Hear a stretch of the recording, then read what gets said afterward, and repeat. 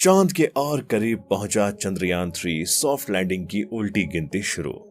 दोस्तों, चंद्रयान-3 ने अपनी पृथ्वी से लेकर चांद तक की यात्रा के कई चरण पूरे कर लिए हैं। पृथ्वी से चांद तक लगभग 4 लाख किलोमीटर तक की इस यात्रा में ये मिशन अब अपने अंतिम चरण में है। यानी कि अब हमारा चंद्रयान-3 चांद की कक्षा से अब महज 150 किलोमीटर की दूरी पर है। दोस्तों, आपको बता दें, चंद्रयान-3 को लॉन्च हुए 1 महीने से ज्यादा का समय बीत चुका है और अब वो दिन दूर नहीं जब हमारा चंद्रयान मिशन सक्सेसफुली चांद की सरफेस पर सॉफ्ट लैंडिंग करेगा, जिसका पूरी दुनिया बेसब्री से इंतजार कर रही है। दोस्तों, चंद्रयान-3 मिशन 14 जुलाई को लॉन्च किया गया था। उसके बाद एक के बाद एक चरणों को चंद्रयान-3 ने पूरा किया। चंद्रयान-3 ने पृथ्वी के गुरुत्वाकर्षण क्षेत्र को 5 अगस्त को छोड़ा था। इसके बाद ये चांद की पहली कक्षा में स्थापित हो गया था। यहाँ आपको जानने वाली बात ये है कि चांद पर पहुँचाने वाला ये मिशन इसरो के कंट्रोल में होता है, जिसके बाद वो अपने गणितीय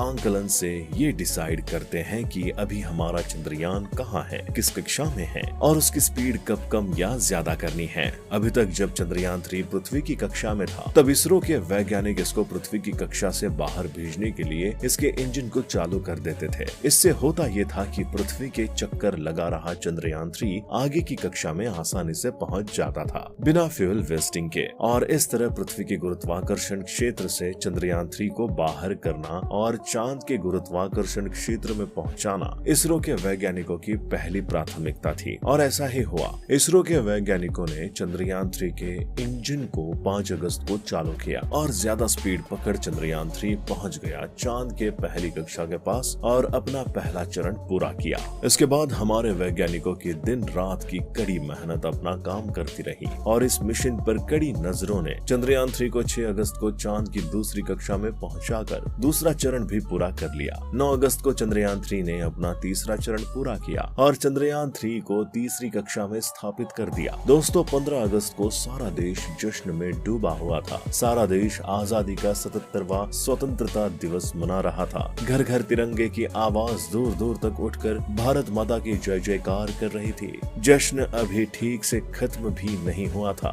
कि हमारे देश के वैज्ञानिकों ने हमें एक और सेलिब्रेशन का मौका दे दिया। जी हाँ दोस्तों, हमारे चंद्रयान ने चौथा चरण पूरा कर तिरंगे के मान को कई गुना और बढ़ा दिया और चांद के चौथे कक्षा में स्थापित हो गया। 16 अगस्त की सुबह चंद्रयान-3 चांद की सतह से लगभग 1000 किलोमीटर ऊंचाई पर चक्कर लगा रहा था। तभी इसका एक ऑर्बिट पूरा होने जा रहा था। अब बारी थी चंद्रयान के अंतिम चरण और 5वीं कक्षा में स्थापित होने की। उसके मुताबिक चंद्रयान को चांद के 1000 किलोमीटर की दूरी को कम करके सिर्फ चांद से 100 किलोमीटर की दूरी पर चांद की अंतिम और 5वीं कक्षा में स्थापित करना था। और वो सुनहरा मौका भी आया। 16 अगस्त दिन बुधवार की सुबह 8:38 बजे चंद्रयान के इंजन को 1 मिनट के लिए ऑन किया गया, जिसके बाद चंद्रयान ने अपना अहम पड़ाव पार कर लिया। इस तरह चंद्रयान चंद्रमा की सतह के और करीब पहुंच गया। दोस्तों, चांद की 5वीं कक्षा में चंद्रयान का पहुंचना वैज्ञानिकों की बहुत बड़ी अचीवमेंट थी, क्योंकि ये चांद की कक्षा का अंतिम ऑर्बिट था जो सफलतापूर्वक सफल हुआ। इतना ही नहीं, सफलता की एक और सीढ़ी का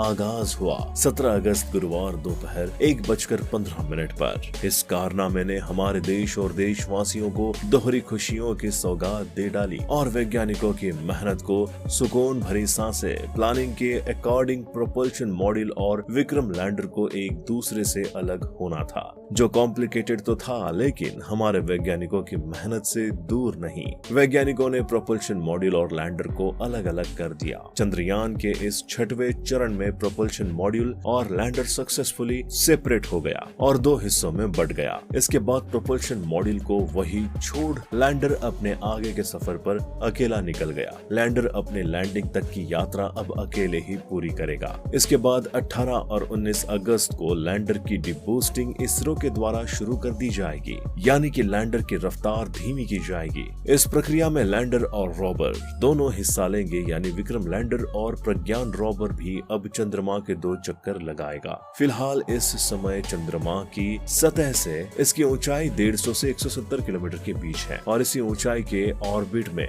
ये चक्कर लगा रहे हैं। लेकिन इसरो इसके इस ऑर्बिट को भी घटाएगा और प्री लैंडिंग का काम शुरू करेगा, जिससे इसका 7वां चरण पूरा होगा। इसके पहले चक्कर में वैज्ञानिक लैंडर को 100 बाय 100 किलोमीटर के ऑर्बिट में भेजेंगे, जिससे अब लैंडर चंद्रमा के और नजदीक आ जाएगा। इसके बाद दूसरे चक्कर में चंद्रयान 100 बाय 30 किलोमीटर चांद की सतह के और पास आ जाएगा और फिर 30 किलोमीटर की ऊंचाई पर लैंडर चांद से दूर होगा। जब लैंडर चांद की सतह से 30 किलोमीटर की ऊंचाई पर होगा, तभी चांद की सतह के लिए 30 किलोमीटर की यात्रा शुरू होगी और लैंडर 30 किलोमीटर की ऊंचाई से चांद की सतह पर आना शुरू करेगा। 30 किलोमीटर ऊंचाई पर होने के बाद लैंडर धीरे धीरे चांद की सतह पर दक्षिणी ध्रुव पर नीचे गिरना शुरू करेगा। इस समय इसकी स्पीड होगी 6000 किलोमीटर प्रति घंटा। उसके बाद जैसे जैसे ये नीचे गिरना शुरू करेगा और 30 किलोमीटर कवर्स करना शुरू करेगा, उस समय इसकी स्पीड घटाकर लगभग 100 किलोमीटर प्रति घंटा कर दी जाएगी।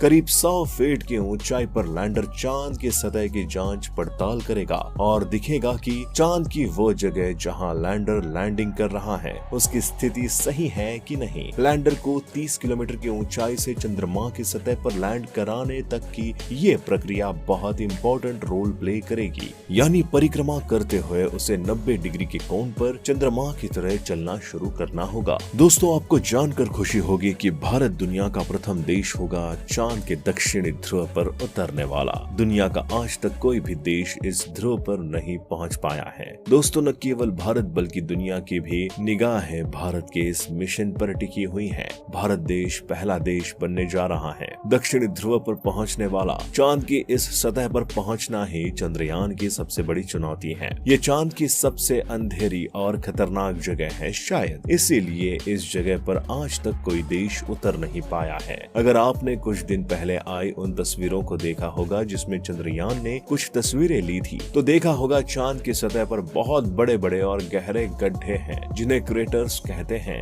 इतना ही नहीं, ये हिस्सा हमारी पृथ्वी के उस महाद्वीप से भी ठंडा है जो पृथ्वी के दक्षिण में स्थित है, यानी अंटार्कटिका महाद्वीप, जहाँ का 98% हिस्सा पूरी तरह से बर्फ से ढका हुआ है। आपको बता दे, हमारा चंद्रयान मून के इस हिस्से से चुनौती ले रहा है जहां सूर्य की रोशनी तक नहीं है। अब आपको बताते हैं कि इतनी मुश्किलों के बावजूद भी इसरो चंद्रयान मिशन को इस ध्रुव पर क्यों लैंड कराना चाहता है। तो बता दे, इसरो के 2008 के चंद्रयान मिशन के दौरान यहाँ पानी के संकेत मिले थे। नासा का भी मानना है कि यहाँ पानी और खनिज संसाधनों के विशाल भंडार मौजूद है। चांद के इस हिस्से पर पहुंचना हमारी बहुत बड़ी उपलब्धि है, क्योंकि चांद के इस हिस्से में बहुत बड़ी बड़ी दरारें हैं, क्रेटर्स हैं और सैकड़ों सालों से यहाँ सूर्य की रोशनी भी नहीं गई है। अब बात आती है लैंडर के सॉफ्ट लैंडिंग की। आने वाले अगले 4 से 5 दिनों में लैंडर सॉफ्ट लैंडिंग करेगा।